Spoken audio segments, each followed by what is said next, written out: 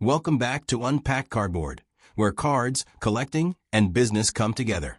Today we're talking about 5 mistakes that nearly every new card seller makes at some point, and more importantly, how to avoid them.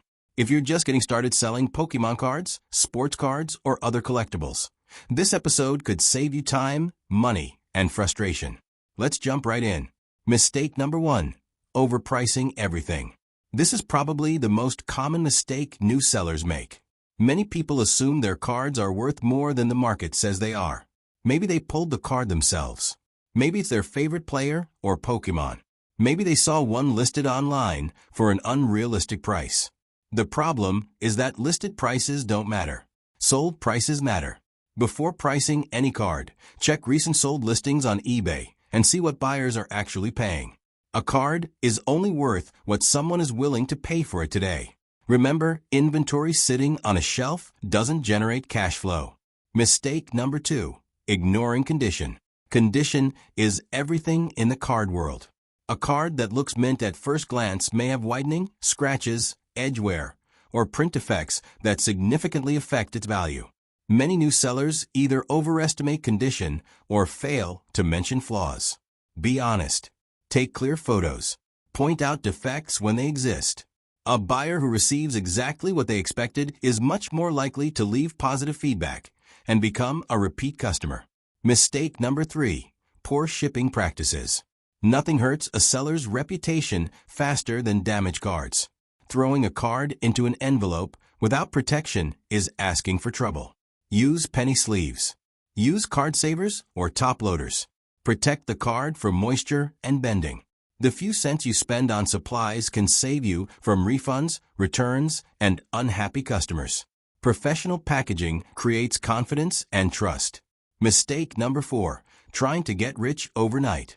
Social media often highlights the huge wins, the rare pulls, the expensive sales, the 5-figure collections. What you don't see are the thousands of smaller transactions that built those businesses.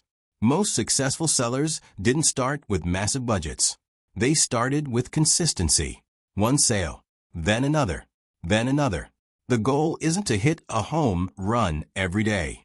The goal is to build a system that generates steady growth over time. Mistake number 5. Not reinvesting profits.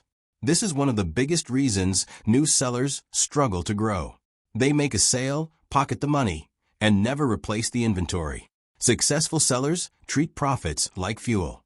A portion goes back into inventory. A portion goes into supplies. A portion goes into improving the business. Reinvesting allows you to scale. The seller who continuously reinvests will usually outgrow the seller who spends every dollar they make. So let's recap.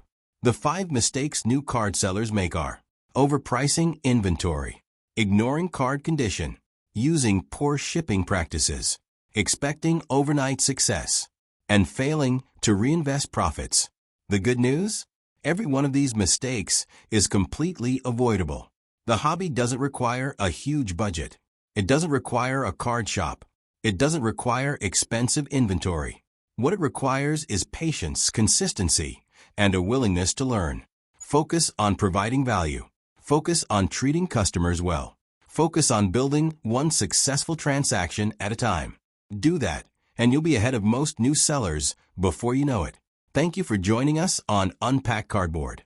Until next time, keep collecting, keep learning, and keep building. This is Unpacked Cardboard. Cards, collecting, business.